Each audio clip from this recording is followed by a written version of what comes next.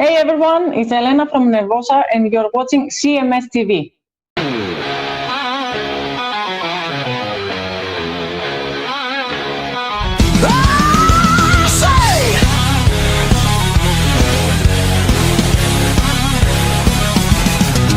Oh, say, can you see by the dawn's early light what so proudly we held at the twilight's last gleaming, whose broad stripes and bright stars through the perilous fight, oh, the ramparts we watched were so gallantly streaming.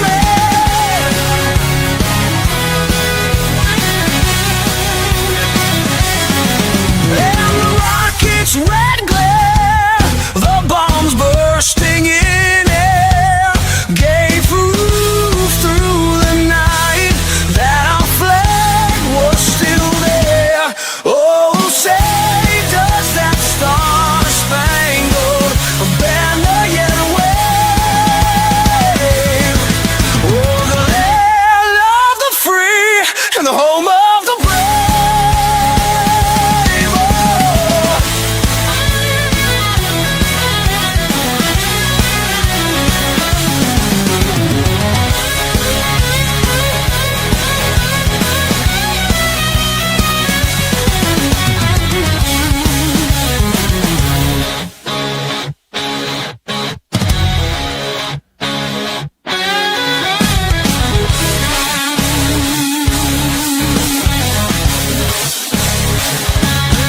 Oh, say, does that star-spangled banner yet wave?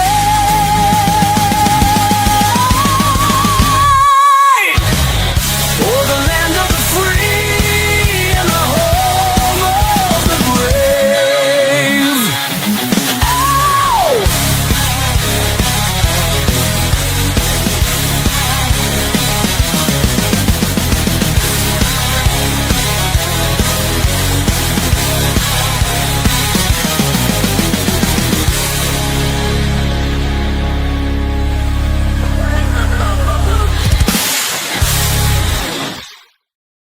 And a happy Wednesday to you all. Chris, how are you, my friend? I am good. How are you, sir?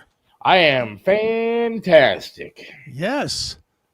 Till I made you completely depressed with the news I sent you, Well, right? we'll get into that shortly, but I am 3 days away from vacation. There's not much you can do to drag me down, other than the fact that I'm convinced that I will fall, break a leg, get COVID 3.0, or something bad will happen before I leave for my trip. So, Well, at least you have less possibility of breaking a leg than, say, I do. yeah, it's true. I have a 1 and 2 shot now. That's right. So opposed Take to, that as a positive. I am. I'm actually very excited about that. So yes, less of a chance of breaking a leg. That's right. So yeah, I'm excited about going. Like I'm excited to get the show done and go. To work next couple of days, and then it's like, then that vacations are, man. And like as soon as you start it, it's over. Yeah, I know. You get there on the Monday, and everybody does the same thing. You get there on the Monday, and you're like, oh, this is going to be so great. I'm going to have all this time off. Oh, I'm yeah. going to be, oh, man, it's Friday morning. What happened? It's over already. But I did something today that I was very happy about because, my wife and I don't know, we haven't, it's been like last year when we went to Disney, dude, I was like super pumped, dude, because I was going to Disney. I was going to go on the Star Wars rides. I'm a geek like that. I'm a nerd. Sure. And a little bit like that anyways. I mean, like my desk right here that I'm on right now has literally just a stack of Superman memorabilia surrounding me. Right. And then my dresser downstairs has a stack of Star Wars memorabilia surrounding me. So it's like Star Wars, Superman, that's my stuff. And so, going to Disney, going to the Star Wars rides and all that was like so cool for me. Like it was like bucket list stuff. Sure. And we're going to Pigeon Forge, Tennessee. Not exactly high on my list of bucket list places to go. Right. But, we went to Vegas. We got married in Vegas 20 years ago next week. And we didn't want to, we've been to Vegas like 3 or 4 times. I didn't feel like going to Vegas again. And now with the leg, walking around Vegas is it would be just a nightmare for me. Sure. And so we wanted to go somewhere where at least we could just kind of Uber around a little bit and do our thing. Okay. And so I'm looking forward to it. But one thing I was not looking forward to is the hotel. Okay. Because when I looked for a hotel a couple months back, I was like, dude, I'm trying to find something that looks like it's going to be an okay hotel, but not break the bank. Okay, yeah. Because I mean, obviously I can't afford that kind. I got credit cards and crap like that, but I don't want to blow the bank on, You don't want to spend your 1 week away for the entire year at the Super 8, but I you don't want to spend $400 a night either. Right. And so, I booked this thing. It was called should I say the name of the hotel? I think it's go ahead. Why not? You're going there. Cambria Suites or something like that. Okay. And I mean, it was like reasonably priced, but not cheap, not a budget hotel, but not an expensive kind of thing. Sure. But the more I thought about it, it just looks like every other hotel. It's a chain thing, and it just didn't really excite me. It's just kind of there. It's kind of there on the road, and it just didn't excite me all that much. And so I really was not looking forward to this trip all that much. And so today I decided I'm either going to find a new city to go to. I know it's last minute, or I'm going to find a new hotel.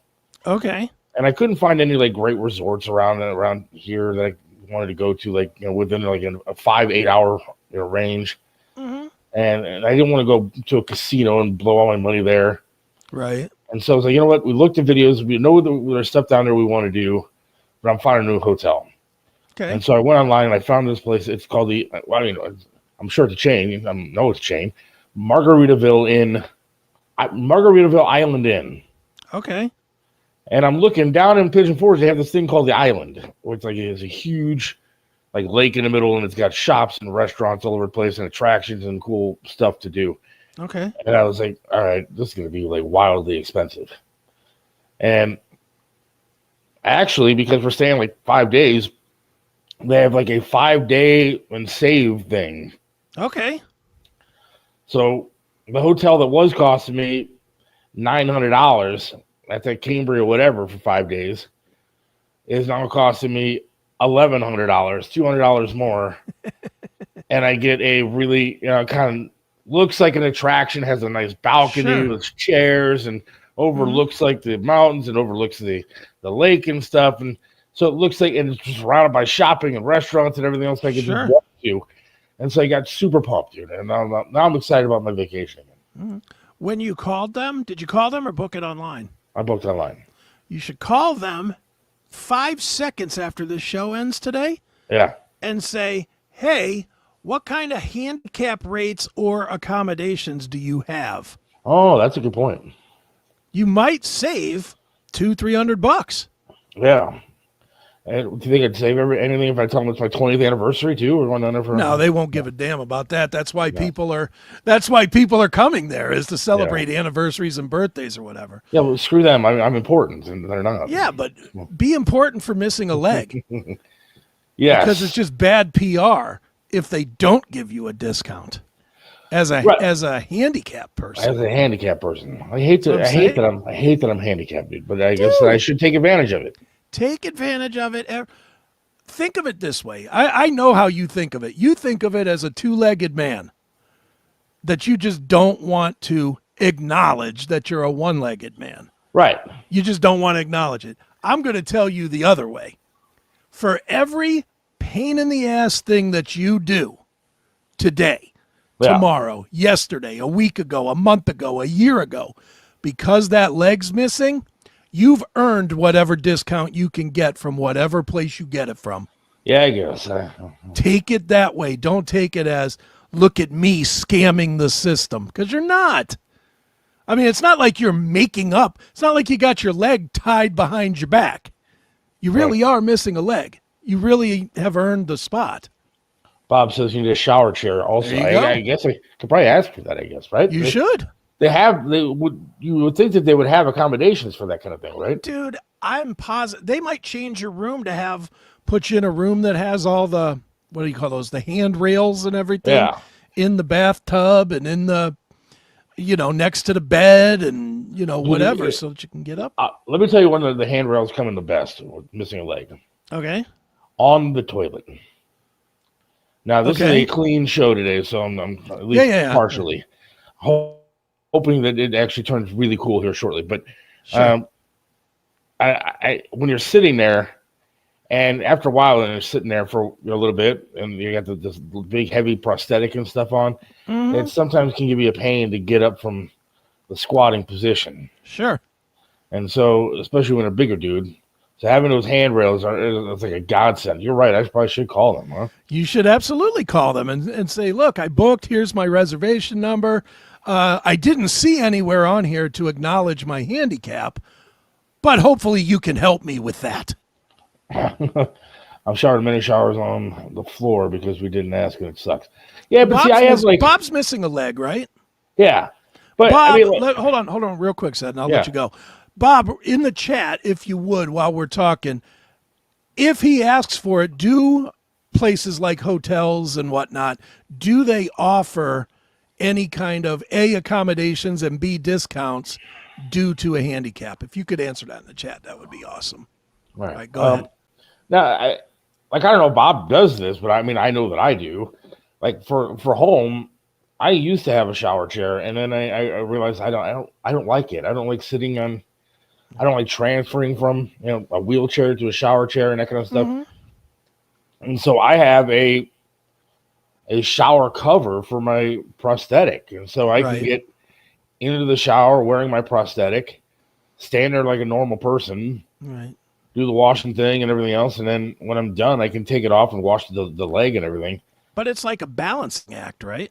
No, why? I have two legs. Oh, you get in the shower with the metal leg? With the metal leg, and I have they make them for prosthetics, and so you have it's like a plastic cover that seals around my thigh above the prosthetic, and so no water gets in, and it like covers the entire leg with plastic and the foot with plastic, and so all right, and then it's fine. So okay, I see you're teaching me. I'm unaware of these things. Yeah. And so, I mean, it's a pain in the butt to sit there and put it on and everything else. I mean, it really is an inconvenience, but that's my life at this point. It's an inconvenience because I have one leg, and it's not going to change. In fact, it might get worse at some point. So yeah, it is what it is. Do you got the kind of tub with the door thing on it, or no? No, I don't. I should. Is it a pain in the ass to step over with the? Well, we have in our bathroom. It's huge, man. It's the size of a bedroom almost, and it's got a walk-in shower, and then it's got a jacuzzi tub, and then on the jacuzzi tub, it's got all the jets and all that kind of stuff, and has a thing on the wall to turn the jet. It's really nice, but then it has it's surrounded by a nice block of whatever you want to call it. It has the tub inside, so I can sit on the edge of that and kind of swing over into the tub. But even that would be helpful to have the handrails, because I'll tell you what, when you get sunk down into a tub and it's slippery because of all the water and soap or whatever, and then you're trying to get out of the thing with a leg, it ain't easy. I'll bet. It is not easy at all. I hate to give everybody now, just so I don't disgust everybody, I wear swim trunks into the tub, so you're not picturing me butt naked laying there. But it is what it is. I sit in the shower with my prosthetic, take it off, set it outside, dry off, and then put it back on. I get that. It's just the way that the walk-in shower is. It's not like I could just slide on in there. Right. I guess I could go in and then have to reach out to put the leg and close the door. It would be more of a pain in the ass than just putting this cover on and walking in. Well, going back to the original thought, I definitely think you should call them and and say, certainly ask for the accommodations, but dude, what is it going to hurt you to ask for a discount? Yeah, I hate it, dude. I hate discounts for some reason. Of course you do, but look, I'll tell you why, because you feel like it's an EBT card. Not even that. Well, some, but the other night we went to Wendy's, all right, and this kid, I had a coupon on my phone for $5 off 25 or more. Okay. And so I gave it to the kid, brand new Wendy's. So the kid had no idea what the hell he was doing. He was a nice guy, but he had no idea how to get this coupon to work or anything else. And he couldn't even just take $5 off of the price and say, here you go. So what he did was he comped the entire meal. The entire meal was $29. So? And I Good said to for the him. kid, I said, no, stop that. I was like, you guys are new. I understand you don't know how to use this thing yet. I was like, just charge me the $29. I'll pay the meal, and just give me my food. And so he rang everything back up, and I paid the entire amount because it's not his fault. I mean, he didn't know how to do it. But it wasn't like you were stealing from him. He No, but offered. Look, if they made a meal that was bad or like wrong or didn't cook it right or they had the wrong sandwiches or whatever, and then I had to return everything, that's one thing. I'll take the free meal because they just screwed it up. But this kid was trying his best to do what he could and then offered me a free meal. Well, I'm not going to take it. I don't want this poor kid on the first week of the job getting in trouble because he gave $30 worth of food away just because he didn't know how to work the coupon machine. I mean, it's not, I'm not going to cry over. Yeah, but dude, you gotta let people be polite sometimes. It's why people aren't polite, is because everybody doesn't accept it. I'll give you a prime. I would have taken the meal. I would have absolutely taken the meal. And I'll tell you, I did something similar recently. I was over at Sheetz going through the drive-through, and I ordered some lunch. I ordered a turkey wrap and a Coke and a muffin. They have, for anybody that likes blueberry muffins, Sheetz is the number one place on this planet for blueberry muffins. Right. Just so you know. I go, I place my order. The lady goes in, she comes out, she takes my card, she says, I'll be right back. She comes back to me and she goes, I hate to do this to you, but can I give you your blueberry muffin frozen? Because all we have is frozen ones. We don't have any. We sold out in the morning. And I was like, yeah, that's fine. No problem, right? Right. So what does she do? She hands me my card back and she says, thanks for being polite about it. Your meal is on us. Drive forward. And that was about the same amount of money. I mean, a sandwich is $10 and Pepsi's $4 and a muffin's probably $4. That's like $18. And she just comped me. Now, could she probably have gotten in trouble for that? Yes. But she was being polite, so I took that as polite. I get it. And my daughter actually yelled at me on her way out to the restaurant. She gave you a free meal, Dad. I was like, yeah, but I don't want the kid to get in trouble. Right. I was like, next time if they screw up the meal or something like that, then I'll take advantage of it. But sure. I'm not going to screw the poor kid. But that's fine, whatever. So the big news of the day, and I am going to dispute your news. All right, go ahead. Big news of the day that apparently this Hulk Hogan was on his deathbed. Yes. Now, I don't know where you heard that news, but I'll put it on the screen. I will put it on the screen. There it is. Just so that we're clear that I didn't make it up. Yes. There it is. Now, I am going to throw out to you that the greatest news organization on the planet has now refuted that story. Okay. And Mark is correct. So he's not on his deathbed. Confirms Hulkster still alive, just has back and neck pains, and is not on the deathbed. Rumors are untrue, according to TMZ. Okay. Now, I'll tell you this. Go ahead. Back in the day when I was doing news and stuff with Triv, I didn't give a crap what our news director at the time, which I'm having issues with now on Facebook, but I don't care what that dumb news director said.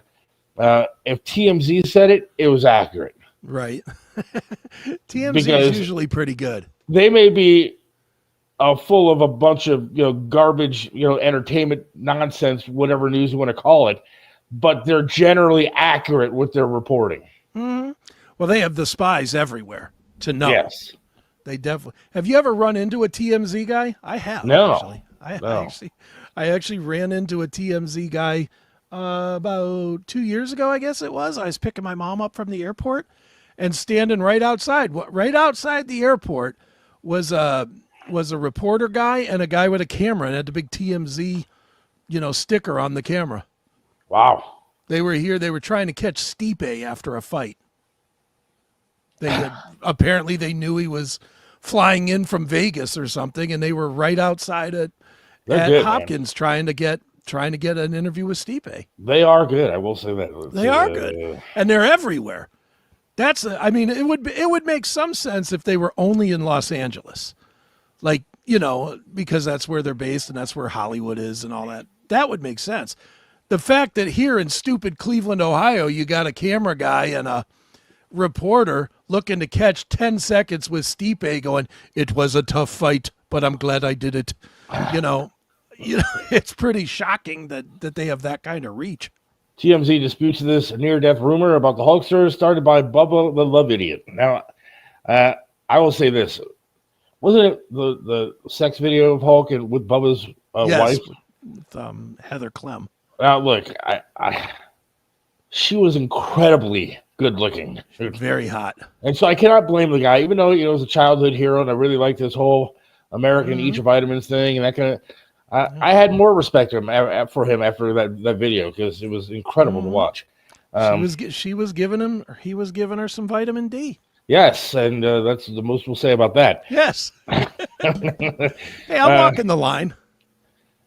Again, he's. I know you don't like him, but he's a hero of mine, man. I don't like him as a wrestler. I don't have any real problem with him. I just think that he was a bad wrestler. But I think the same of almost every one of the biggest names of all time.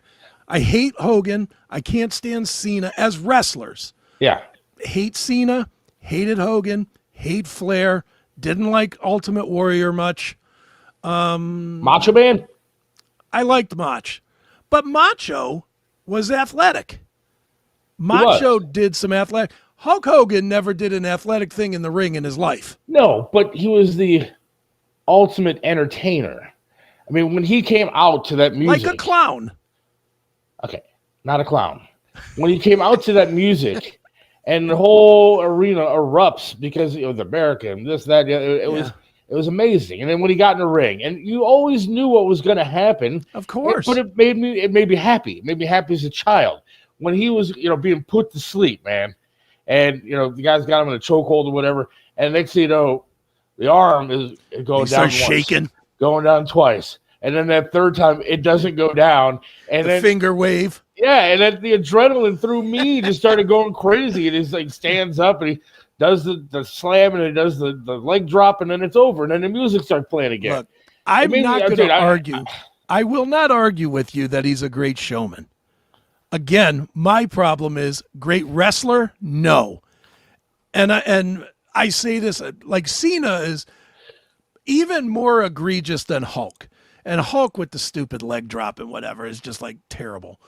But he's not as bad as Cena. John Cena might be the all-time worst wrestler that got super, super huge. I don't know how he got super huge because I don't either. I agree with you. Oh, whatever this thing was, and you can't see me, and I used to call his move, and it drove all my wrestling friends crazy because he had like three moves: the STF, the you can't see me, and what I always called the lazy shoulder. And it used to drive my wrestling friends crazy because I'd be like, okay, here comes Cena with the lazy shoulder. And that the lazy shoulder is when he runs and he bounces off the rope, and then he kind of throws his shoulder and knocks the guy down. And then he runs the other way and bounces off that side and does the lazy shoulder again. It is the worst move of all time. Look, and Cena gets credit for it. But see, and we got to take a quick break here. But the other guy that I think gets a lot of credit, and I think was more showman than wrestler, was The Rock, dude. The people's elbows. He wasn't good. People's elbows junk, dude. I mean, he wasn't a great wrestler, but he was a showman like you can't believe. The people's elbow was nothing but an elbow drop. That's it. It was jump over a guy and then drop an elbow. But he stood there for a second and made you think about it, which made it impressive, I guess. I guess, whatever. All right, let's take a quick break. What do you say? Okay. We got to do that for time purposes, and then we'll be right back here on the Seth Williams Show. Hang on. Hey, you. Why are you watching this with commercials? Go commercial-free and unlock exclusive content. Become a VIP today on Locals, Substack, or Rumble Premium. Stop waiting.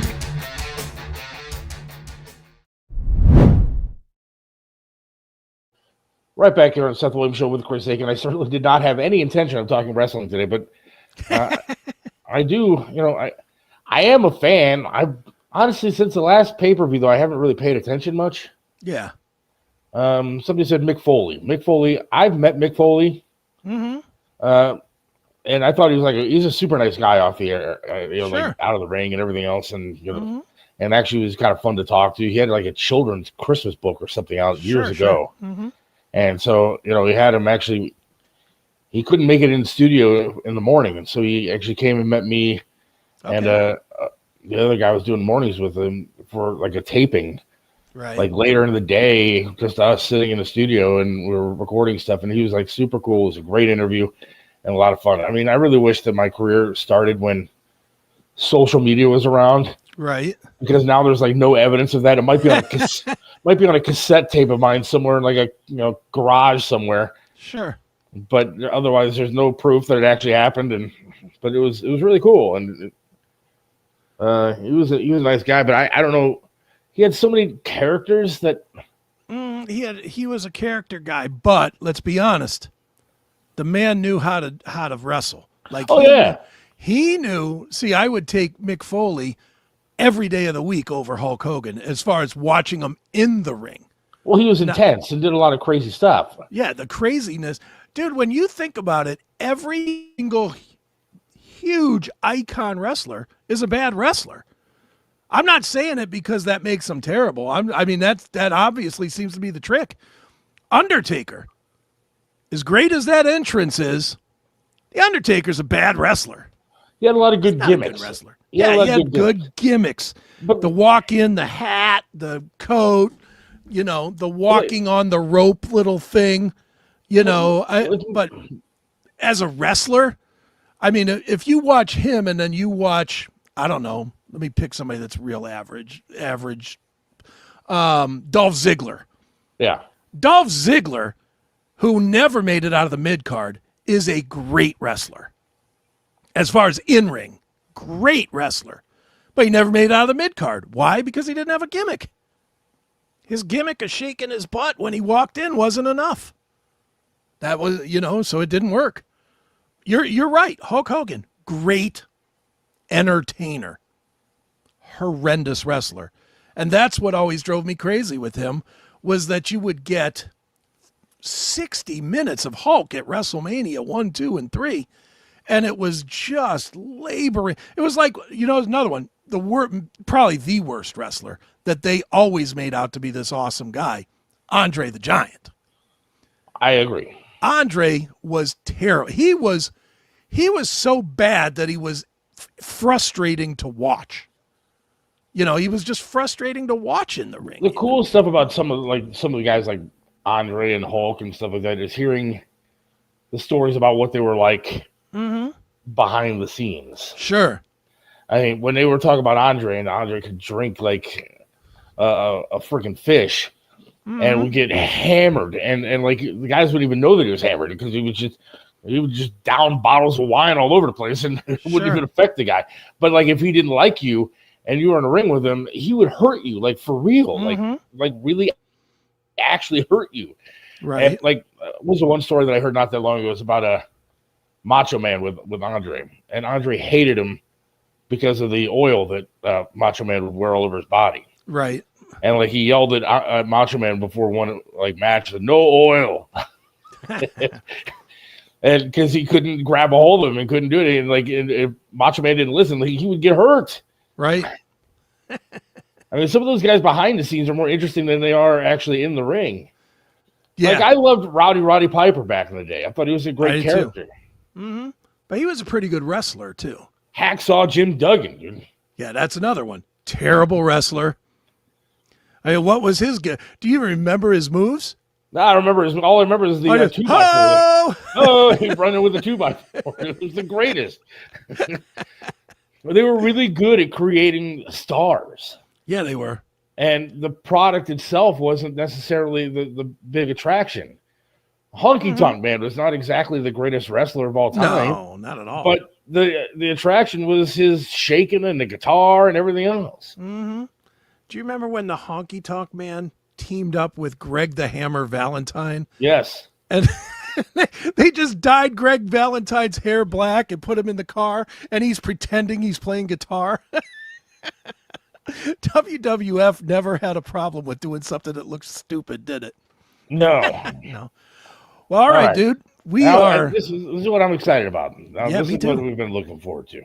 Okay.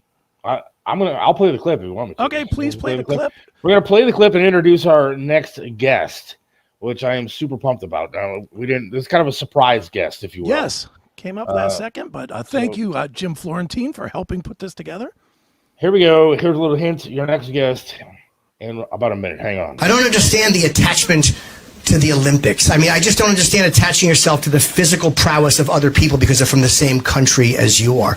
I don't even watch team sports anymore. Like, I watched the Yankees this year, and I was a fan again because they were in the World Series. But then they humiliated all of us, and they lost, so I won't watch them again until maybe next year, if they're in the playoffs. And I say that, and guys are like, you're a bandwagon fan. Yes. Shouldn't you be a bandwagon fan? How has professional sports convinced people that you are somehow a deeper and more meaningful person if you tolerate a bad product? Like, if you went to the same restaurant every Sunday and got food poisoning, and someone's like, you want to go somewhere else? You wouldn't go, I gotta be loyal. I watch them when they win, and you tell guys that, and they're like, yeah, I was watching the Yankees when they were in last place. All right, well, you're a fucking idiot. What do you want me to tell you? You're a stupid asshole.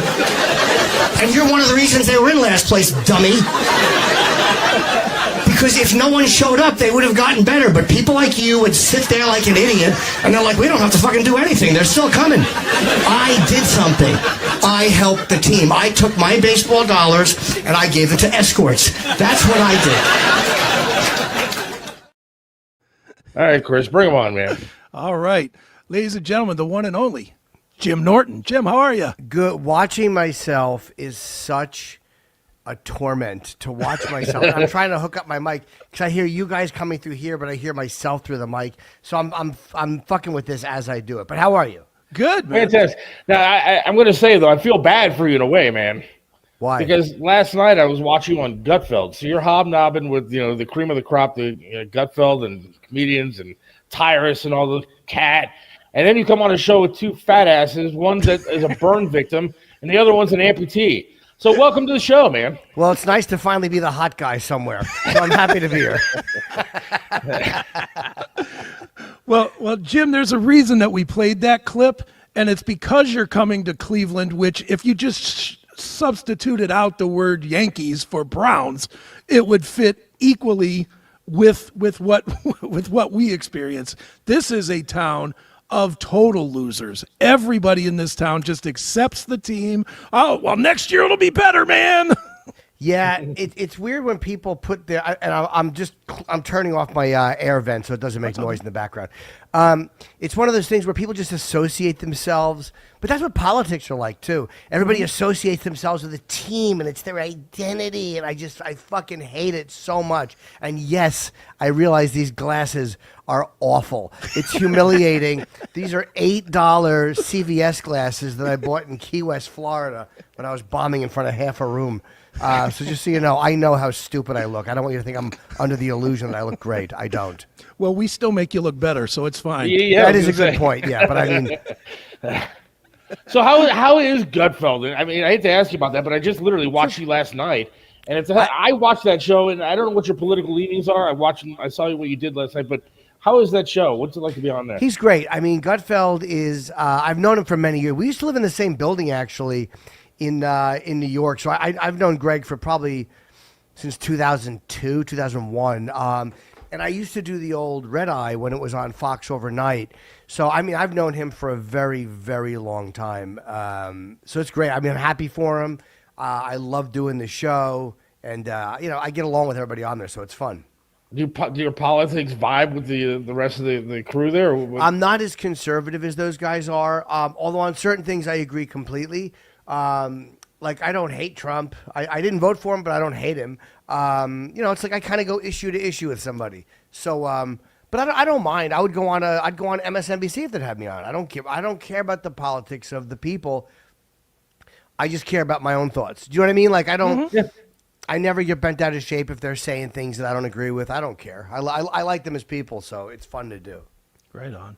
Well, Jim, obviously there's many things for you to talk about and promote here. We'll start with the reason you're here, which is you will be here on Friday and Saturday at Hilarities over there on East 4th. Talk a little bit about coming back to Cleveland and, where you're at in your career now with obviously moving out of the radio realm and into the podcasting realm. Does it make it harder to travel or any difference or what? Well, you could never say, tell us about your career and coming back to Cleveland in the same sentence because it's kind of there. You've answered your own question. I get it. No, it's funny, man. I did radio for 20 years and I like what I'm doing now a lot more. It's just anything gets to be old after a while. Mm-hmm. And the podcast does okay. It's new. It's, today episode 24 went up. So it's not like it's been around for a while. I think it'll keep growing, but I like what I'm doing. I like the guys I have on and I like my schedule. But it's weird. It's like you miss not knowing that the money's there. Mm-hmm. Like whenever you have a steady gig, that money is there. And even though I haven't noticed a difference in my life, I still have that thing where I know it's not there. So I have to go on the road more, which is okay. I kind of like being on the road. And it's nice not to have to get up as early. That sucked for 20 years. Sure. Now, I've been doing radio for 25 years in Cleveland, and I vouch for how tough it is. But the radio business has changed so much; it's just not the same as it used to be. So yeah, the podcast thing seems to be the wave of the future. But didn't you love radio at some point? I mean, radio was really a good time. I loved it, man. I even liked it at the end. I didn't think it sucked. I was just, the Opie and Anthony show. Like, nothing I ever do will be funnier than that. Like, it was a decade of just the most vile, aggressive humor. So anything else will kind of be, hey, this is fun, but that was that. It's like if you're in The Godfather, your next movies are not going to be quite as exciting. That's how I feel with the Opie and Anthony show. But, I never stopped liking it, but I stopped feeling enthused about it. Like, you know what I mean? Like my podcast I'm really excited about doing. You know how it is, man. You got to be really excited about something that you're doing. Otherwise, like, what the fuck am I doing? I'm just wasting my time. Right. And I think that Sirius didn't handle podcasting well. Like, they looked at podcasting the way regular radio looked at satellite. And then by the time they tried getting their arms around it, it was already too late. Sure. So I look at a guy like Howard, and I get angry with him because he was, to me, what radio was all about back in the day. And same with O&A. And then he changed for the worse, in my opinion. I don't know what you think. But to me, he was a trailblazer to create good radio, and now it's not. Howard, I never really listened to Howard because I was an Imus fan when I was growing up because my dad listened to Imus. And then there was a contentious relationship between Opie and Anthony and him. I never felt that, though, because I've met Howard a couple of times, and he was always very pleasant when I met him, and his wife has been very nice to me, so I never had any negative vibes towards him. And I guess because I didn't grow up listening to it, or like I wasn't like a diehard fan, I don't care that he changed because I get why that's frustrating for fans, but he's 70. Like, right. All he wants to do is nice interviews now and kind of ride off and enjoy his life. I kind of get that it's harder at that age to motivate yourself in an angry way, like to fuck with people. But I also don't think that he should have written off all of Trump's supporters. Like, a lot of them are just people that want to laugh when they turn the radio on. Like you can't just write off half of your fans because they don't jibe with you politically anymore. But I don't care about his show, though. Whatever he does, whatever makes him happy, good for him. How do you handle that in your comedy routine? How do you handle that in stand-up with the politics? Do you bother with it at all? I speak my mind about if I want to talk about something, but I go into it with a really important mindset, which is it's not my job to change anybody's mind. Like, I am not a fucking lesson teacher. I'm not out to go, this is how you have to feel about trans people. Like, I don't care how people feel about it.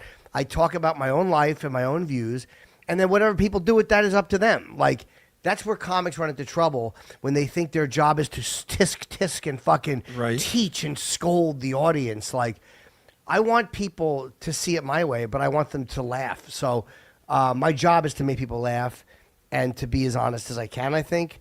So, you know what I mean? I don't get too involved with it. Like, I don't care about other people's opinions. Like, I have enough faith in my own thinking to be fine if people disagree with me. Sure. Right, but at the same time, there was a cancel culture that was going around for quite some time, and it looked like it killed a lot of comedians. Well, it killed one of your really good friends, Jim, with Louis for a long time. It killed a few of my good friends. Right. Louis is, at least he's touring now, and I know that the way it happened for him was so bad.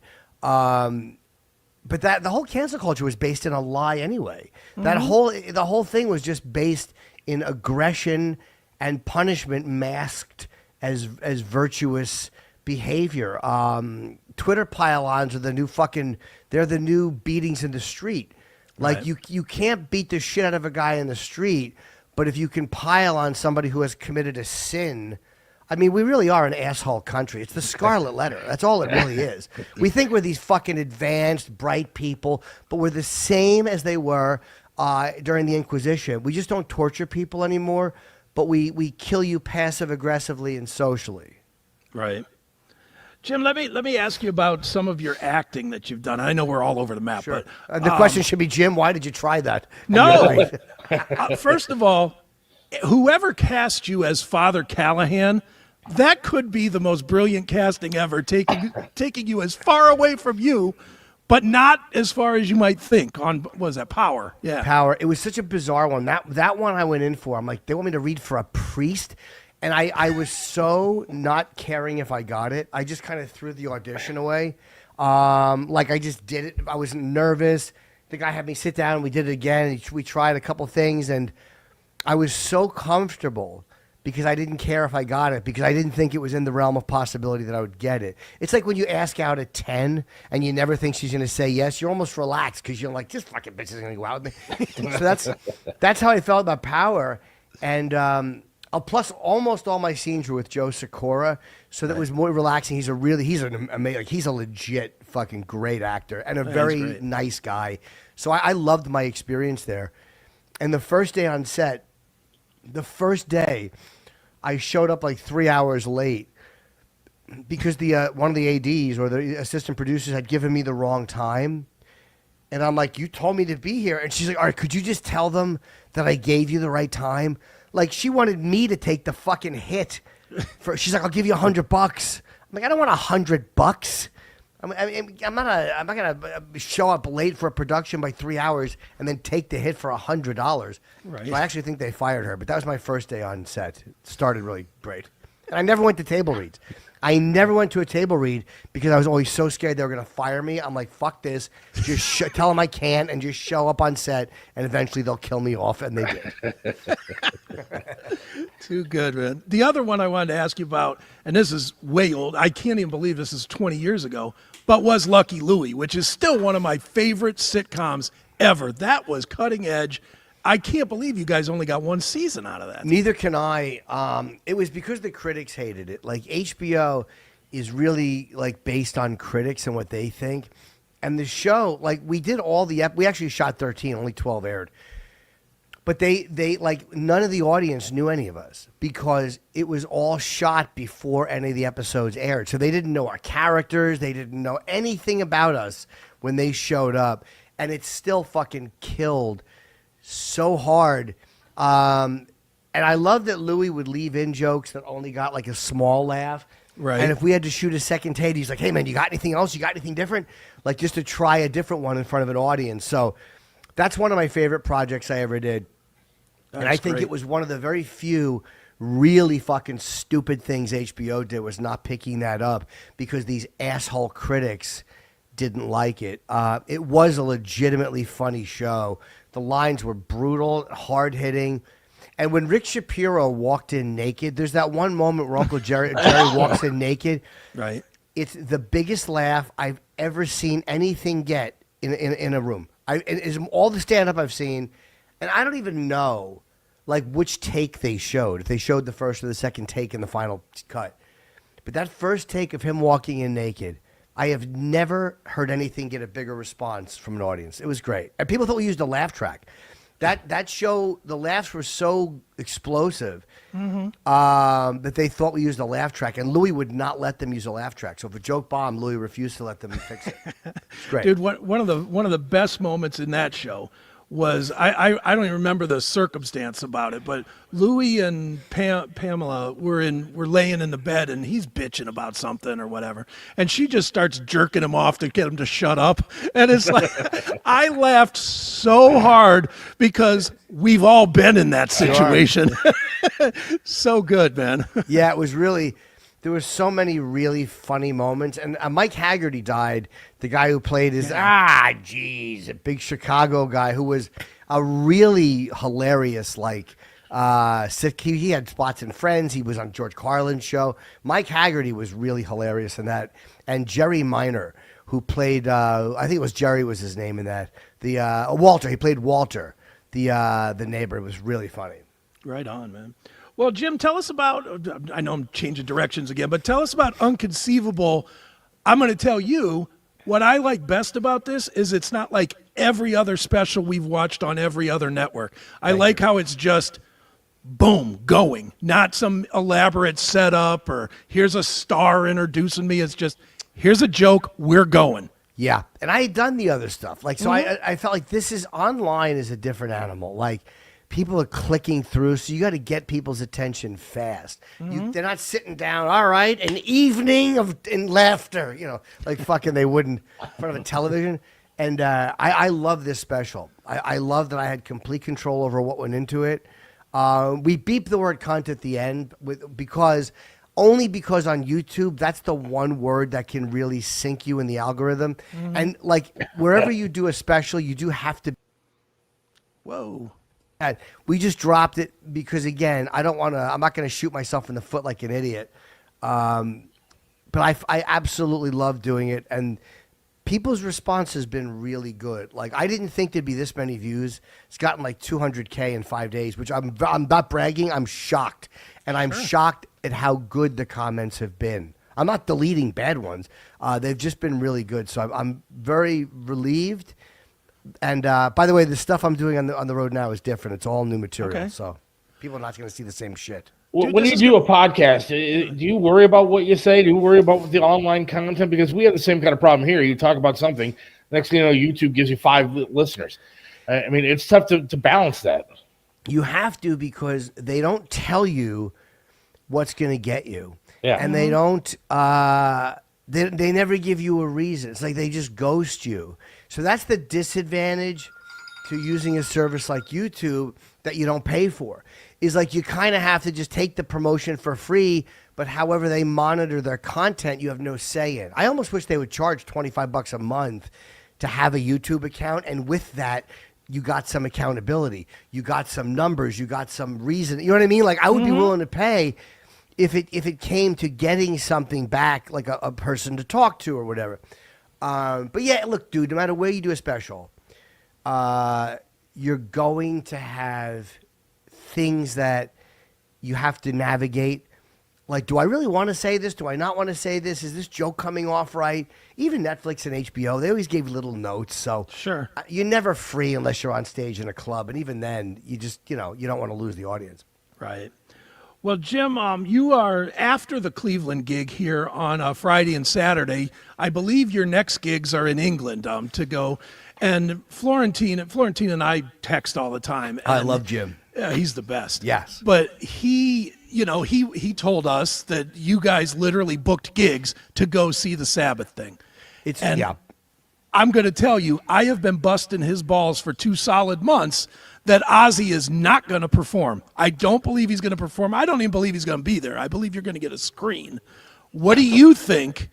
And are you going to be thoroughly disappointed if that is what you get? I know he's your friend. Here's why I don't think they would do that, because they'd be afraid of creating a riot or something like that. They wouldn't have him not show up because they know that it would be a disaster if he didn't show up. my guess, because I haven't seen him in a while. Last time I saw him in person was at Sharon's birthday party. It was like 2 years ago. Okay. So again, he's getting around with a cane. He's getting older. Maybe he's sitting during. It wouldn't surprise me if he was sitting during the show, like Axl did when he hurt himself. Or he broke his leg and was touring with AC/DC. Because Sharon said his voice sounds fucking great. It's literally just the mechanics and the physical. So I do think he'll show up. I don't know if he'll be able to do a full set. He might just do 5 Ozzy songs, 5 Sabbath songs, surrounded by all these great bands. It's kind of like a tribute to Sabbath and everybody going, hey, we love you, all in the same room with Bill. This is all about Bill Ward, because if he had been with those guys way back when, they wouldn't be doing this show. But Ozzy's always said, like, it never felt right for him. And the money's all going to charity. They're not even getting paid for it. All the money goes to charity. So this is not a money grab at all. I really think that they just wanted to end it with Bill. And they felt bad about not ending it with Bill Ward. Are you going to be personally, I mean, I know you know Ozzy and I know you've seen him 100 times. Are you going to be personally disappointed, though, to watch him? Like, I'll just tell you as a fan, I was very disappointed when I watched the Hall of Fame thing, where he was struggling to speak and shaky a little bit. I actually did not see that. Was that his solo induction? His solo induction, yeah. I didn't know it was happening until after, and I read something about Jack Black's induction. I never watched it.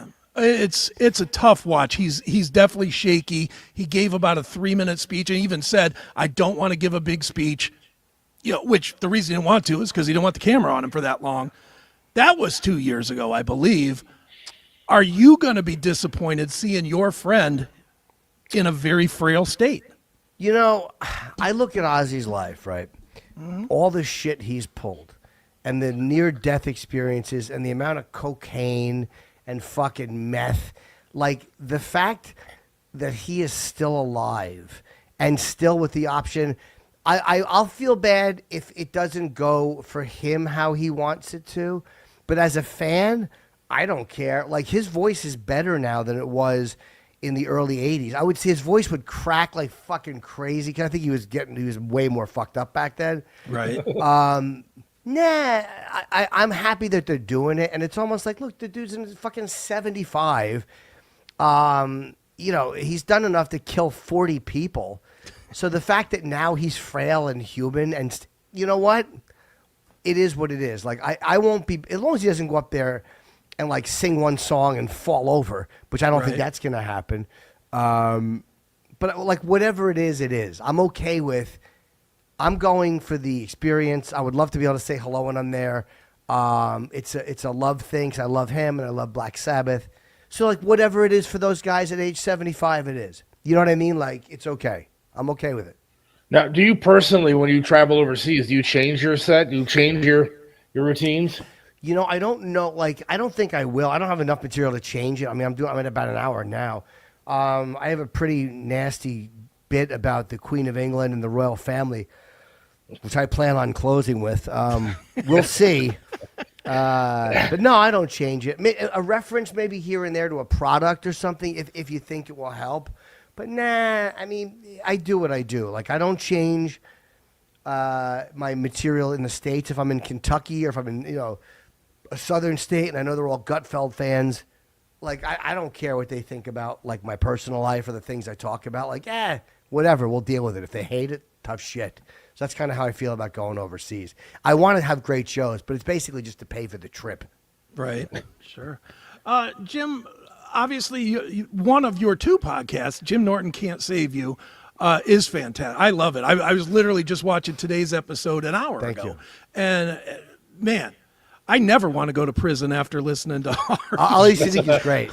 Yeah, he's really prolific. But I'm curious for you, you're a really good interviewer, and I'm not just kissing your ass saying that.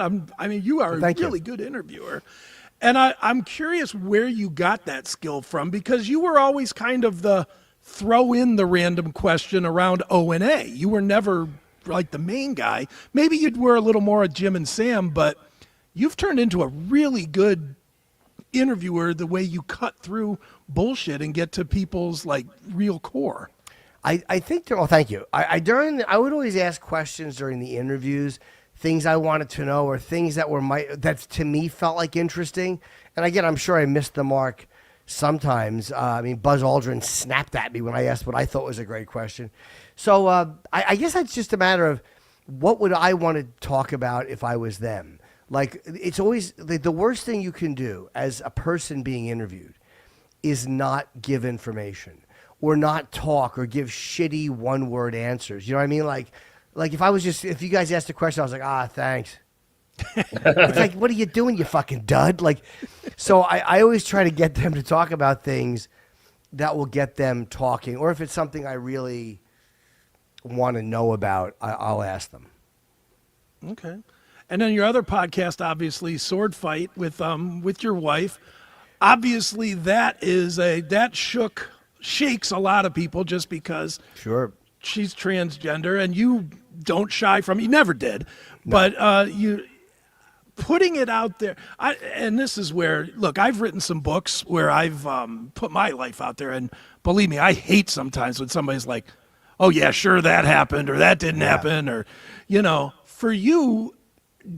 How do you draw that line between being honest and not giving a shit what your audience thinks of what you say?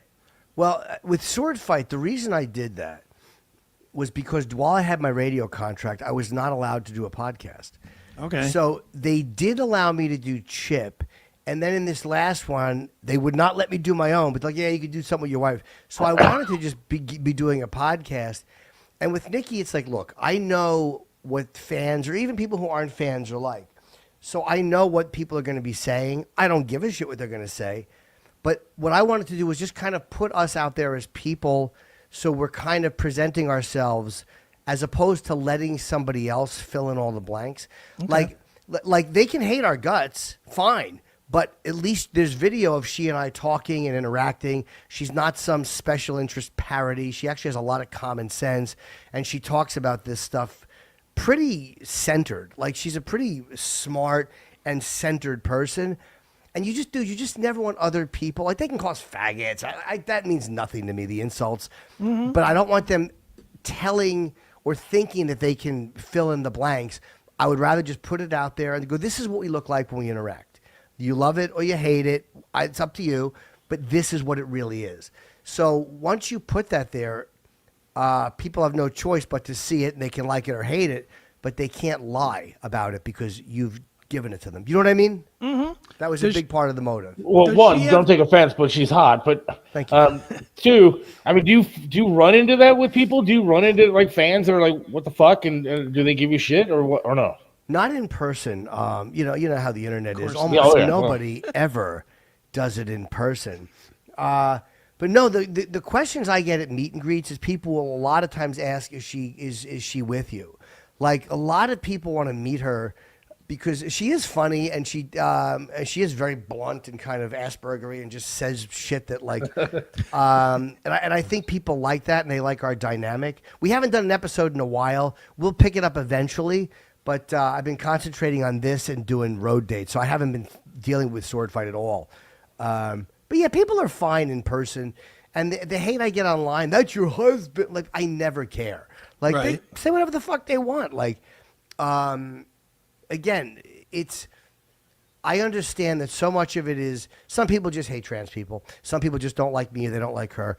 And then so many other people are reacting to what has become a political issue. So it's almost like if you talk about it at all, no one wants to talk about it as people. It's like this fucking political thing. And again, it's identity politics. So people are like, my side feels this way. And I don't care about what they think. Like, again, my job is not to change their mind. Sure. I can only put it out there, and then they'll make whatever judgment they want to make. What is her tolerance level versus yours? I mean, you've obviously had, a whole career to make yourself thick-skinned. What is her tolerance level versus yours? It gets to her once in a while, but honestly, she so doesn't give a fuck. Like, she'll be like, who fucking care? I don't care. She doesn't give a shit. Like, which is great, but that's the same thing that enables me to talk about her in the act, and she's okay with it. Like, I couldn't have married a fragile person Right. who was like, I think I say that even in the thing, but I couldn't have married someone who was like, oh, God, don't talk about, oh God, they said, like, yeah, we would be dead in the water very quickly. Right. But, I don't, people can say whatever the fuck they want. Most of the ones criticizing, they keep their own lives very private. Most people, 85 to 90% of them, do it from the safety of privacy from their home. So I kind of know, like, yeah, I understand that they're cowardice. They're the same as people who protested a mask. It's like, you don't believe in it that strongly. You say it for real. Right. Go ahead, Seth. No, I'm very thankful that you came on the show today because, again, I mean, watching you last night and then having you on here today, to me, is awesome. And Oh, thanks, man. Well, and I'm glad you're coming to Cleveland, too. Yeah. Me too. I actually love Cleveland. I don't, and we're here. So at least somebody does. That is true. You have a Chicago hotel behind you. Yes. But it says Trump on it, Chicago. so it's fine. Whatever. But I've stayed in that hotel. It's really nice. And I lived in a Trump building for many years. Don Jr. was my upstairs neighbor. So I got to know him over the years. And I like him a lot. He's a really nice dude. Sure. And, I had met President Trump a few times before. We did the Tonight Show together and here and there. But it's funny. I remember one Christmas party in Trump Place in at Riverside Boulevard. The big Christmas party was in the lobby, and I was walking through, and Trump was there and Don Jr. And I think I just waved to Don, but I was on my way to the cellar, and I had no idea. Like, I was just kind of walking by the future president of the United States. Like, I didn't even stop and say, hey, how are you? Like, I had no idea, right? No one knew. well, what fucking kills me, I've stayed in the Trump Vegas hotel a few times, and I love it out there. It's great. I love the hotel, and it doesn't have a casino in it. I still love the hotel. It's nice. But what kills me about Trump is that all these fuckers, they loved him 10 years ago, 12 years ago. They would suck his dick all day long for a donation or money or to have a good time or have a party. And now he becomes president and they all hate him and want him dead. And it shows to me what Hollywood and a lot of those politicians are really about. It's one of those things, I think, where because people knew he donated to both sides. Like that's another thing that was attractive. People knew, like, this guy he knows the system because he's worked it from both ends, and he admitted it. Like, hey, you're the one who made the laws for the taxes that I fucking took tax breaks on. Right. You made them up because your donors all take them. So he had these really great answers, but once you align with a party, you've automatically lost half the country anyway. And people are just angrier now than they ever were before. Like, every year we get angrier. I hate when people blame him. It's not his fault. We fucking hated each other when Biden was there. We hated each other before Trump. But a lot of people hated Obama. So he's not making us a shitty country. We've gotten very shitty on our own. We're shitty on social media. We're shitty with differing opinions. We're shitty about everything. We're shitty when we protest. So people blame Trump for that, and it's not his fault. But I don't understand why they hate him so much. It's like, you could disagree with the guy, but I don't hate him. I just certain things I don't agree with. But there's other things I like that he does a lot. Look, I didn't agree with a lot of that Biden did, but you get somebody like Robert De Niro up there, who I always respected as an actor, and he says "fuck Trump," and then makes me want to hate him. I mean, they've created a scene, especially I think in Hollywood, that has become a nightmare to watch anymore. Well, they're also Hollywood. They're all performative. I mean, that's what they do. Mm-hmm. And I find that, like, I try not to get mad at people's politics, but I also try not to like somebody just because they agree. Right. Like, that's the trap we fall into, is we always like people who agree with us. But, like, when people will come up and go, they'll ask questions online. So what do you think about Israel, or whatever the issue is? They're asking, and they're not asking because they give a fuck about what you think or what I think. It's almost a parasitic question, because whatever your answer is feeds one of two things for them. Either if you agree with them, they're like, fuck yeah, see, another. And if you don't agree with them, it lets them to get into some rage porn. It lets them get a little bit angry. But either way, they're getting a little dopamine spike out of agreeing with you or getting angry at you. But it's all about them. So, you know what I mean? That's why I don't get involved with it, because I don't even respect their motive for caring. Right. Well, since we're talking about people that you don't like or you hate, allegedly, talk a little bit about Anthony Cumia coming back to radio and you being kind of a once-a-month host. You know, I'm so happy for Ant that he has that gig. He comes on my show. I come on his. I wish he didn't live in North Carolina, because we would be interacting so much more now, especially that I don't have radio. They stopped me from going on his show at one point. Sure. So now I'm totally free, and he's totally free, but he's got that radio gig. So I'm very happy for him. It's what he wants to be doing. I don't think they want me on more than once a month. They don't want an Ant and Jimmy show. They want Ant some more political vibe, and which is fine. I don't want to do a political show, but you know what I mean. People are like, why don't you guys work it together? It's because they want Ant's political take more than anything. But I still will go on whenever he asks me. I mean, I really love doing it, and sure, I love interacting with him. It's the most fun I have. Did you ever consider, and this I guess would have been during Jim and Sam era for you, but you know this, the online, everybody was clamoring the minute Ant was fired. Yeah, it was, let's get Ant and Jim together. Let's do that show. You know, the Nopi shows are renownedly famous because they're fun. Did you ever consider doing that even after you left Sirius just recently? You know, the reason I didn't do it at first, and I mean for the first couple of years, like a lot of times people who were familiar with the show, the thing that they don't see is the way things are behind the scenes or the conversations we have with management or our bosses. And for a long time, my hope was that Anthony would come back to SiriusXM and that Opie and Anthony would resume. You know, like when Opie and I kept going, I didn't look at this like, well, fuck Anthony. Like I was on his show. I think the second show he did, I did. He was doing it from his patio. And I would always try to get him in as a guest. Sirius always said no. They always said no. One time, one of the upper management said to me, like, do you think Anthony would ever consider doing like double duty? Like, I think that they were softening on his position, on his firing.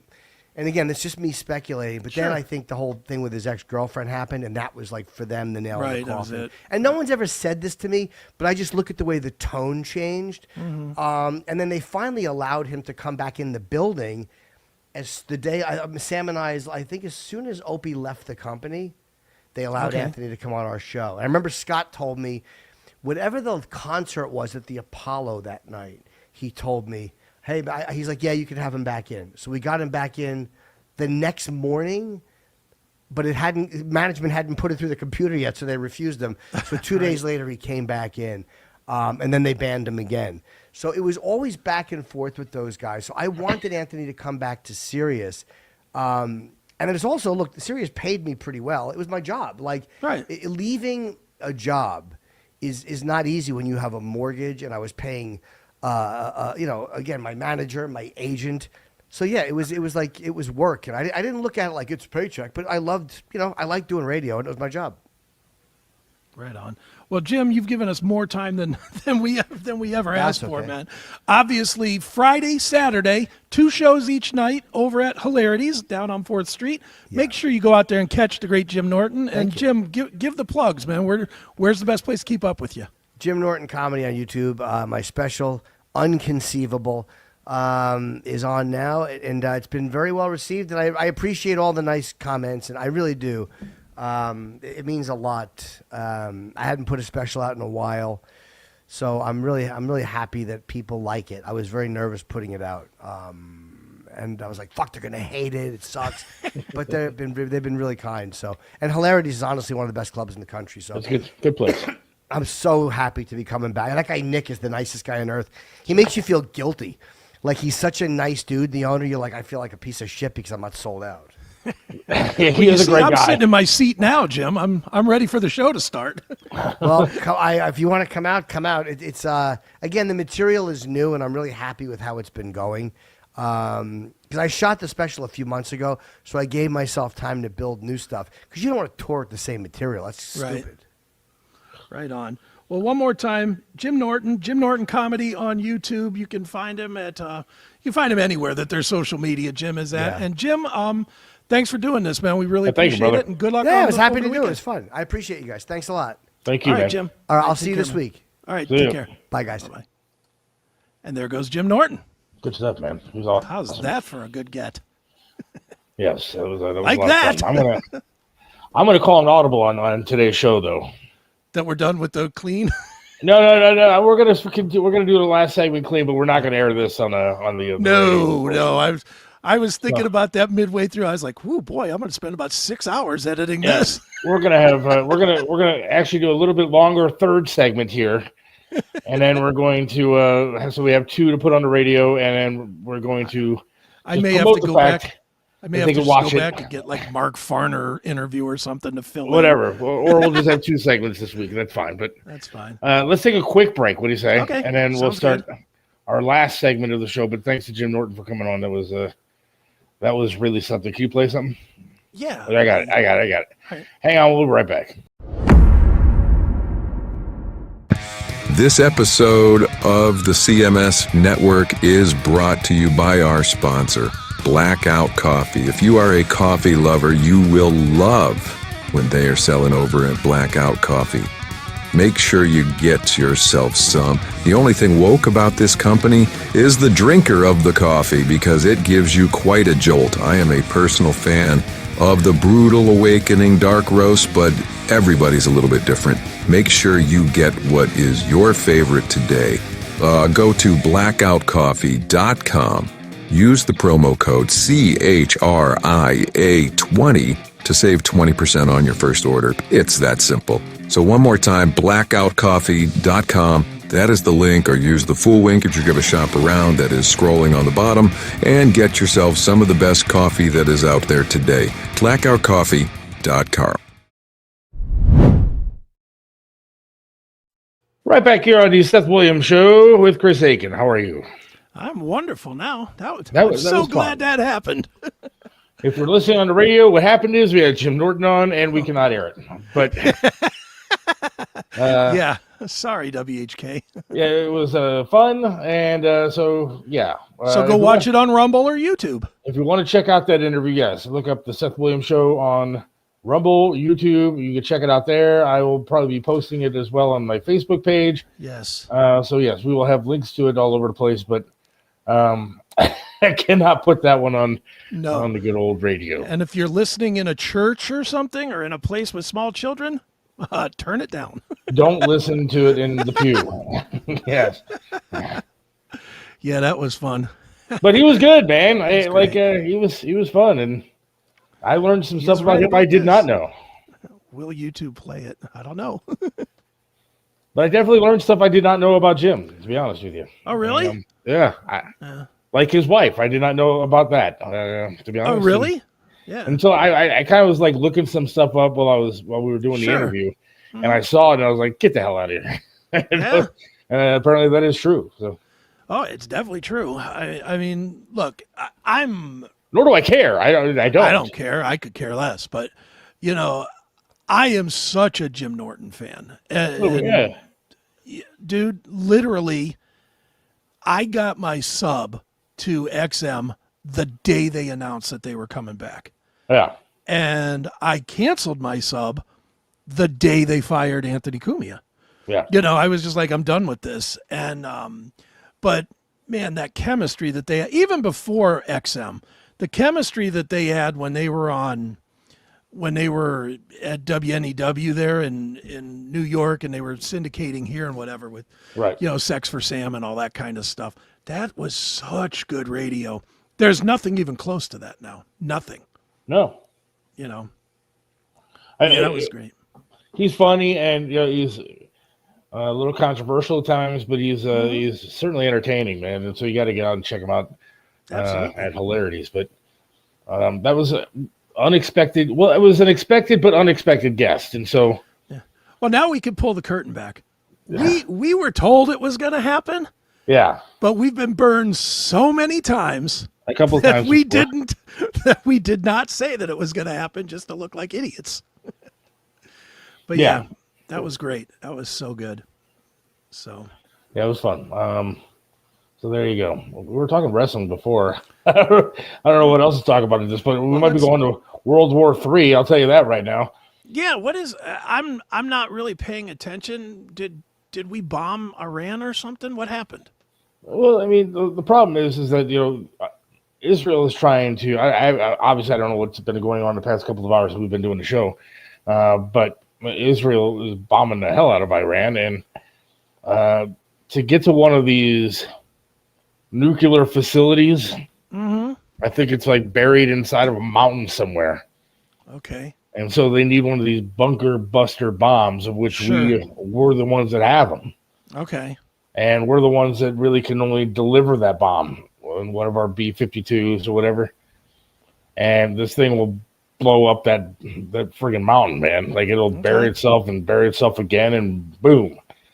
And we really don't want to get involved in this war here, man. We're a little bit involved by helping shoot down some missiles and stuff like that, but it's one of those things you got to be careful of, because you get involved in this, and Iran's got some serious friends, like Russia and China, and now you're dealing with the big boys here, and you're starting to just cause a little bit of a problem. And so, if it's a one-time deal where we like shoot this bomb off and let it do its thing and then back off, but I don't know. I don't know what the reaction is going to be. Is the thought that we're going to end up having to send troops? Well, that's what we don't know yet. I mean, that's what I think. Again, if it's a one-time deal where we take this bomb and we shoot it and drop it on their facility over there, and then we walk away from it, hopefully Iran doesn't do anything. Okay. If they retaliate with some sort of cyber attack or anything else, start attacking our troops in Iraq or wherever, then we're going to have an issue where we may have to have, our forces involved, which I don't think anybody wants. No. And Trump is actually really starting to tick off a lot of his fan base by possibly getting involved in this. If involved in it, where does that leave you? You're a hardcore Trump guy. Does it change your opinion?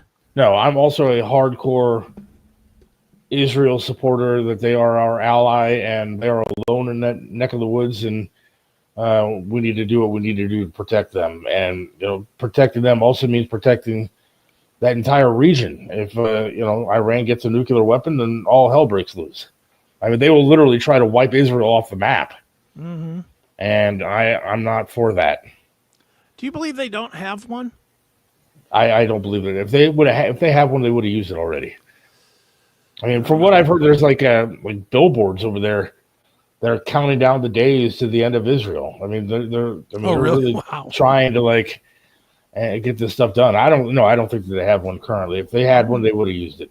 Yeah. And but if they get one, there's some serious stuff that would happen.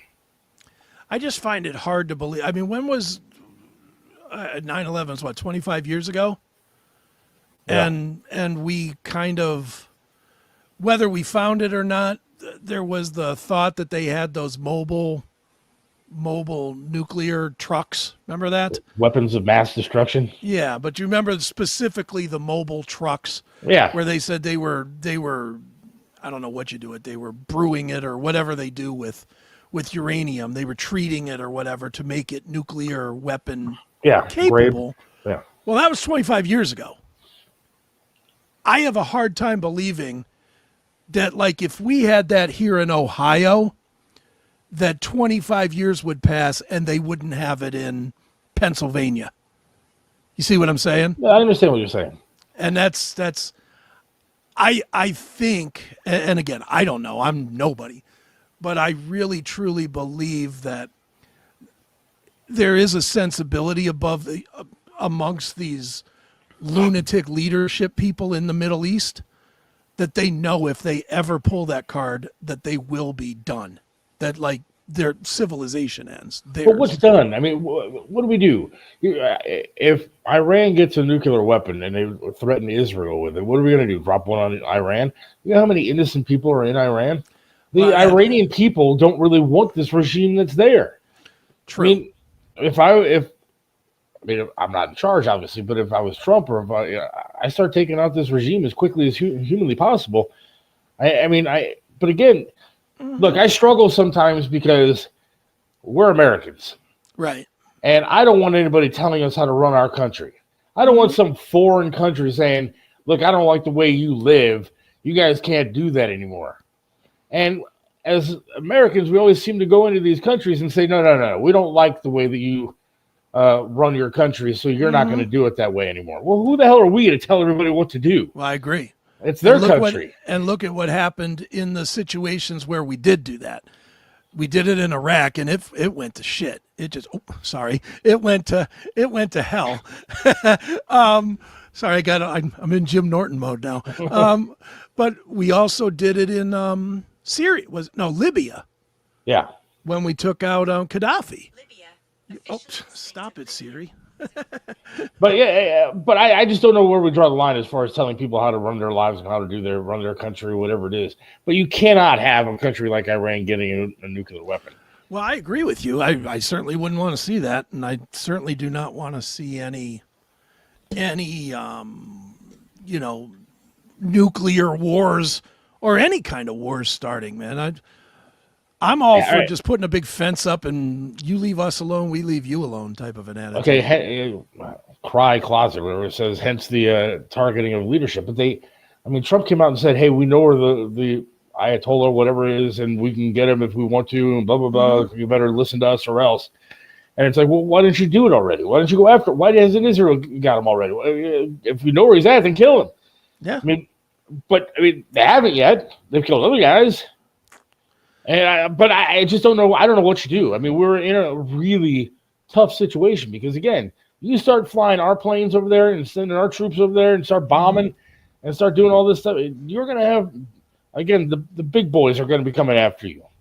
Iran's like, what's Iran going to do? Iran's going to target some bases in Iraq or whatever, and you try to evacuate those. You do it, and you probably do some damage to Iran. But if the big boys like China start coming after you, then all of a sudden we're in a war that nobody wants to see. Right. At least wait till they get back from vacation until that one starts. I don't think anybody wants to see any war, man. No. None at all. Yeah, the Scud missiles, stop it. Stop with that nonsense. I saw that stuff in action firsthand. The Scuds and the Patriots and all that nonsense. Yeah. I ain't gonna lie to you. That sucked. Just you'd hear like I was over there and like every 15 seconds it seemed like the alarm would go off. And when the alarm went off, we had to put on what's called mop gear, which is the nuclear, you've seen it, the green suit, the mask, the whole thing, right? So you had to put that stuff on every time the alarm would go off. And man, I cannot even begin to explain to you how hot it is in Qatar. I can imagine. It is so hot. And,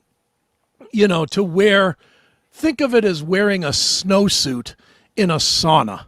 Yeah. That's what it felt like. And then they would get mad at us. Like for me, I would just go to sleep in it, which you're just not supposed to do because I guess it renders the mask or the filter ineffective if you fall asleep for 6 or 7 hours breathing through it. Yeah. And it's just like, all right, whatever, dude. Just kill me then. There was many times when I was over there, I just thought, just kill me then because it's too hot. I've been listening sometimes I feel guilty that, we live the way that we live. I'm sitting here earlier in the show complaining about Wendy's and my coupon. And then I'm listening to, I was on a Zoom call. I think I told you the other day, I was on a Zoom call when all this bombing started. Yeah. And it was with a rabbi who lives in California, but there were rabbis and people throughout the world that were on the Zoom call. But I was invited to be part of it because I've known this guy for a while, and we talked on occasion. He's a great guy. He got into a fight with Candace Owens, which was weird. But, he's a well-known rabbi. And listening to them, they have literally bomb shelters in the middle of the street. Like every building has one. They just, and they hear these sirens, they walk in, and the people that have been killed, basically they didn't make it to the bomb shelter in time. Sure. But they have these things that are just, it's like everyday life for them. Mm-hmm. And I'm complaining about my double cheeseburger, and they're complaining because they didn't get to a bomb shelter quick enough. Right. Yeah, because they lost their grandmother and their father or whatever to a bomb. Right. And you're bitching because they won't give you a 10-cent reduction because you don't want onions on your burger. Right. And I didn't get mayo with my sandwich. And I feel so silly, and as Americans, we should feel silly when we complain about stuff like that. Right. I mean, there's like real world problems out there that we don't have to deal with. Mm-hmm. But I think that if we get involved in something like this, then we're going to have some real world problems here. Sure. I No, mean, I agree. we do some stuff on. We've had this guy on. His name is William Fortune. Okay. And if you read his books, it's all about like what would happen if an EMP hits here. Now, China and some of these countries have definite capabilities of an EMP hitting the U.S. Sure. Well, what an EMP would do is basically surrender everything that we have useless. Yeah. Your car would die in the middle of the street, right where it's at. Your phones would be dead. Your TV would be dead. Your radios would be dead. Everything would be gone. You'd be a caveman, basically. I mean, you'd be sitting there not knowing what the hell to do because everything's going to be done. Everything that runs is going to be not running anymore. Your fridge, all this. I mean, and can you imagine the chaos in the streets? I mean, forget about a day of people not being able to go get their stuff at TJ Maxx or McDonald's. Think about if all of a sudden it's like a month. Yeah. And we're going to be living like The Walking Dead. Dude, look at how crazy it was when we had that big power outage when the grid went bad. And that was like 20 years ago or whatever at this point. But you remember that? And the second day, people were already robbing and looting and killing people and everything else. And that was with a day. We couldn't last a day without electricity in Northeast Ohio. You could drive an hour south and have electricity, yet forget about it. Mm-hmm. That's crazy.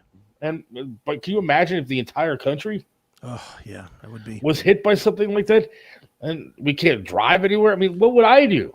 Like, what if I was driving home from work, I'm on the highway, all of a sudden this EMP hits, I'm stuck on 77. Oh, I can't even walk to an exit. Yeah, I don't think I have a pretty good arsenal, and I don't think I have enough bullets for that kind of chaos.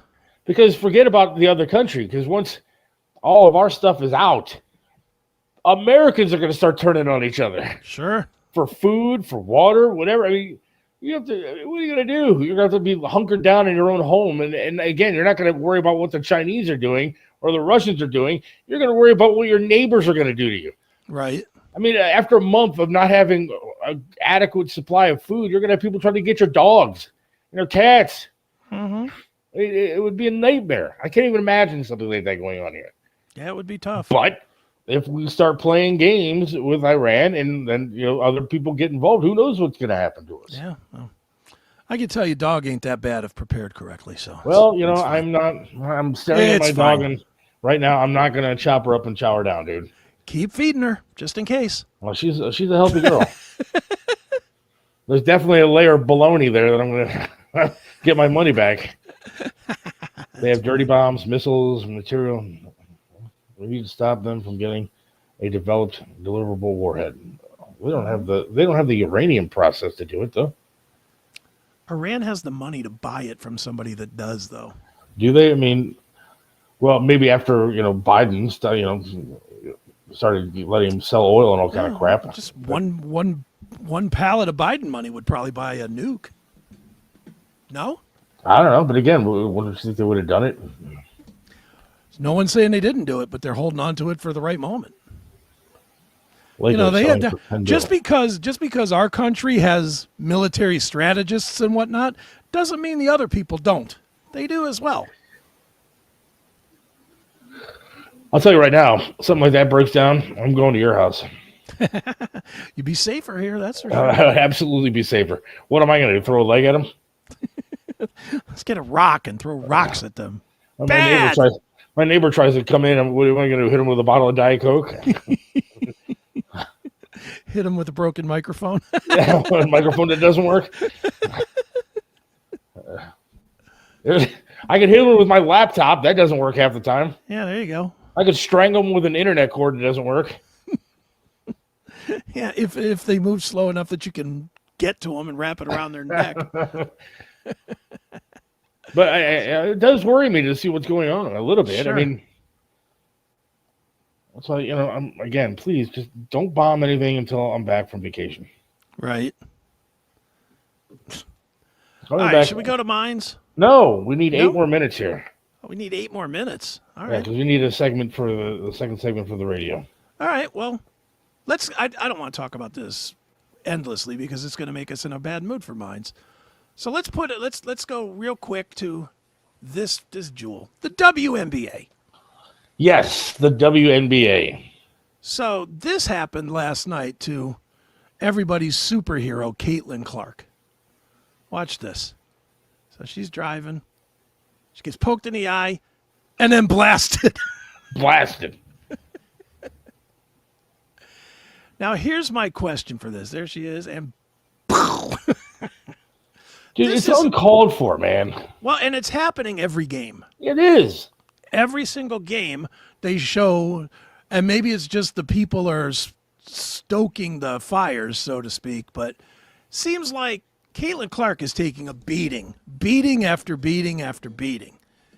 My question to you is, do you think she's going to keep putting up with this? She's made $50 million or whatever. Or does she just take off and say, screw this, I'm done. I'm done. I'm not going to put up with this shit. And then it's, and she goes to the, and she goes away and ends this league. Because if she leaves, this league is dead. I agree with you there, but I think that she might be one of those, I'm going to show them they're not going to bring me down kind of girls. And, I'm not going to let them ruin my career. But if I was her, I'd walk away tonight. Yeah. I'd say, all right, I'm done. And then watch that league fold, because there ain't another person on any one of those teams that anybody is spending any money to see. No. And I don't know why they don't like her. I mean, I think it's a racial thing. I do. No It doubt. is a racial thing. That's the only, if she was LaQuisha Clark, they would love her. Absolutely. And I'm going to be fair on this. If she was LaQuisha Clark, she would not be impacting like this either. No, I agree too. I think that Caitlin Clark is an anomaly because she's good at the game and she's white.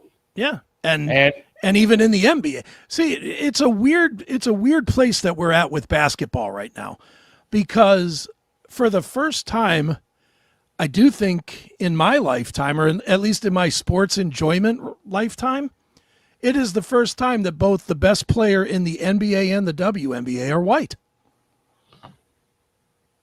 I mean, I would say Luka is probably the best player in the NBA. Maybe. And he's a white dude.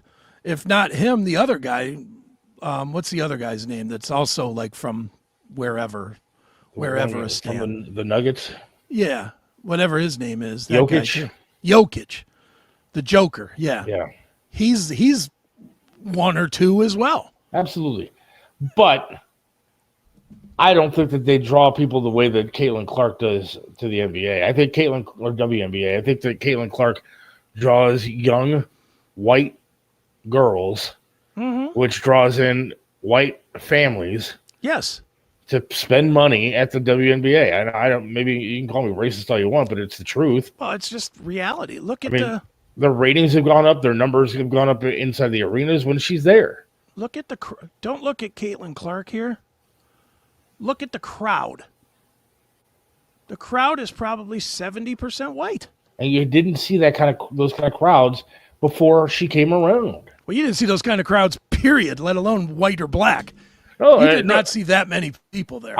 I wasn't talking race at all. Yeah, didn't see those kind of numbers until she showed up. And then you get somebody like Angel Reese who couldn't hit a free throw to save her life, and she's knocking this poor girl around and calling her names. And I saw the other day there was a play that Caitlin Clark was going down the court, right? And she's got the ball in her hands. She stopped and backed up to dribble, and the girl in front of her fell down, and Caitlin Clark gets called to foul. Yeah, she got a call to foul. I saw that too. Yeah. It seems like they're just out to get her. I don't know why. I don't know. Maybe she's a mean person, but she doesn't seem like a mean person. She's good at the game. Well, that's it. She's better than everybody else at the game. And I don't think there's anybody that's even I don't know anything about WNBA. Quite honestly, this on the screen that we're looking at now is the most I've ever watched the WNBA. Right now, I don't watch it. I don't care, and I'll never watch it. But it is interesting that she's so much better than everybody else, and everybody's jealous of it. But this goes back to even like last year with the Angel Reese. They're watching for more than just one person. They're watching for me too. No, they're not. They're not. They're watching for Caitlin Clark, period. When she was injured for a couple of weeks, their ratings went down. I think I saw 70%. Like when they knew that she wasn't playing, that nobody watched the games. Hey, look, I don't like basketball, period, to be honest with you. I'll watch it. Sure. I'll watch some of the playoffs, and occasional Cavs game was on. I'd watch it. Right. But if I see Caitlin Clark is on the screen when I turn on a WNBA game, not that I give it a whole lot of time, but I'll watch for 10 minutes and see what she does, and because it is interesting. It's a good storyline. And I guess it's an even bigger storyline now that she's getting the hell beat out of her for being white. Maybe that's the WNBA is playing. Maybe they're trying to knock her around a little bit to make it a bigger story. Mm-hmm. But whatever. All right, let's wrap it up. Let's play the music and get the hell out of here. All right. Thanks to Jim Norton for coming on. Again, if you missed it because we did not play it on the radio, or if you missed it because you weren't listening earlier, shame on you. But go back and listen. It'll be on YouTube. It'll be on Rumble, and I'm going to throw a link on Facebook and stuff like that. Yeah. So check it out because it was unexpected and it was a lot of fun. That was great. So thanks to everybody for listening. God willing, I'll talk to you. Well, we'll talk to you in 2 weeks. About a week and a half because next week I'll be on vacation. I'm going to try to send some videos, so watch out for those. All right, otherwise, good. Thank you, everybody. We'll talk to you later. All right, see ya. You got it? See ya. Yep. Seth Williams loves this land, stands tall and proud. Believes in freedom, speaks his mind out loud. Mentored by Trip, he learned to be tough. Life knocked him down, but he got back up.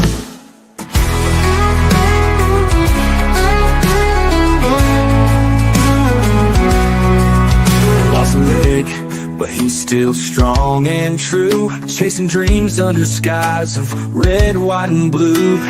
Voting for Trump, he shouts it clear. WTAM tried to bring him down, but he's still here. In the heart of America, Seth takes a stand. Against the tides, he defends our land. Liberals call him crazy, but he don't care. He's got the spirit of an eagle, soaring high in the air. Hates LeBron James, won't wear that crown. Prefers hard work and blue jeans in this town. Radio waves try to shut him up, but Seth keeps singing and filling that cup. From the small town streets to the mountain high, Seth sees the flag waving, reaching for the sky. He keeps on fighting with a rebel yell, for every fallen soldier and the stories they tell. In the heart of America, Seth takes a stand. Against the tides, he defends our land. Liberals call him crazy, but he don't care. He's got the spirit of an eagle, soaring high in the air.